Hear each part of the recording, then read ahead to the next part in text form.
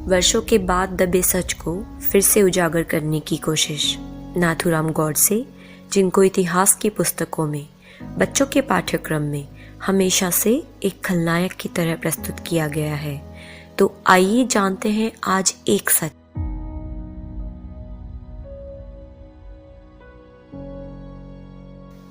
माना गांधी ने कष्ट सहे थे अपनी पूरी निष्ठा से, और भारत प्रख्यात हुआ है उनकी अमर प्रतिष्ठा से। किंतु अहिंसा सत्य कभी अपनों पर ही ठन जाता है, घी और शहद अमृत है पर मिलकर विष बन जाता है। अपने सारे निर्णय हम पर थोप रहे थे गांधी जी, तुष्टीकरण के खूनी खंजर घोंप रहे थे गांधी जी। महाक्रांति का हर नायक तो उनके लिए खिलौना था, उनके हट के आगे जम्बूद्वीप भी बौना था। इसलिए भारत अखंड भारत का दौर गया, भारत से पंजाब सिंध रावलपिंडी लाहौर गया।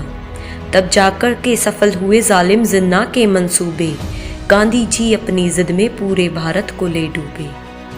भारत के इतिहासकार थे चाटुकर दरबारों में, अपना सब कुछ बेच चुके थे नेहरू के परिवारों में। भारत का सच लिख पाना था उनके बस की बात नहीं, वैसे भी सूरज को लिख पाना जुगनू की औकात नहीं। आज़ादी का श्रेय नहीं गांधी के आंदोलन को, इन यज्ञों का हव्य बनाया शेखर ने पिस्टल गन को। जो जिन्ना जैसे राक्षसों से मिलने जुलने जाते थे, जिनके कपड़े लंदन पेरिस में धुलने जाते थे। कायरता का नशा दिया है गांधी के पैमाने ने, भारत को बर्बाद किया नेहरू के राजघराने ने। हिंदू अरमानों की जलती एक चिता थे गांधी जी, कौरव का साथ निभाने वाले भीष्म पिता थे गांधी जी। अपनी शर्तों पर इरविन तक को भी झुका सकते थे, भगत सिंह की फांसी को 2 पल में रुकवा सकते थे। मंदिर में पढ़कर कुरान वो विश्व विजेता बन रहे, ऐसा करके मुस्लिम जन मानस में नेता बन रहे। एक नवल गौरव करने की हिम्मत तो करते बापू, जाकर मस्जिद में गीता पढ़ने की हिम्मत तो करते बापू। रेलों में हिंदू काट काट कर भेज रहे थे पाकिस्तानी, टोपी के लिए दुखी थे वे पर चोटी की एक नहीं मानी। मानो फूलों के प्रति ममता खत्म हो गई थी माली में, गांधी जी दंगों में बैठे थे छिपकर नोवा खाली में। 3 दिवस में श्री राम का धीरज संयम टूट गया, 100वीं गाली सुन कान्हा का चक्र हाथ से छूट गया। गांधी जी की पाक परस्ती पर जब भारत लाचार हुआ, तब जाकर नाथू बापू वध को मजबूर हुआ। गए सभा में गांधी जी करने अंतिम प्रणाम, ऐसी गोली मारी गांधी को याद आ गए श्री राम। मूक अहिंसा के कारण ही भारत का आंचल फट जाता, गांधी जीवित होते तो फिर देश दोबारा बढ़ जाता।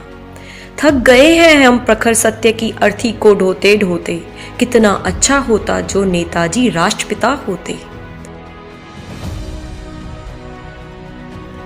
नाथू को फांसी लगाकर गांधी जी को न्याय मिला, और मेरी भारत माँ को बंटवारे का अध्याय मिला।